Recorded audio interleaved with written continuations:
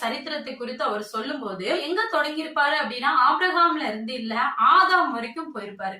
ஏன்னா இது யூதர்களுக்காக எழுதப்படல. ஏன்னா யூதர்கள் தான் ஆபிரகாமுடைய சந்ததி, நாங்க ஆபிரகாமுடைய வாக்குத்தத்தத்தின் பிள்ளைகள், நாங்கள் தாவீதினுடைய புத்திரர்கள் அப்படின்னு சொல்றதுல யூதர்கள் தான் பெருமைப்பட்டாங்க. ஆனா ஒரு யூதர் அல்லாத ஒரு புற ஜாதியான் எழுதினால அவர் எப்படி எழுதுகிறாருன்னா, இவர் சகல அண்ட சராசரத்திற்கும் உலகம் முழுவதற்கும் இவர் தான் மெய்யான தேவன் அப்படின்னு சொல்லி, இவர் தான் ஒரு ரட்சகர் அப்படின்னு சொல்லி அவர் எழுதுறாரு.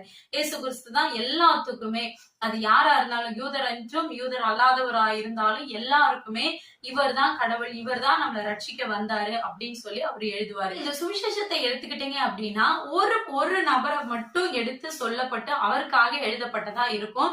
ஆனா இது அவருடைய பேருக்காக எழுதப்பட்டதா இருந்தாலும் இன்றைக்கும் பூமியில வாழ்கிற நம்ம எல்லாருக்காகவும் சொல்லப்படுகிற வார்த்தைகளா இருக்கும். இந்த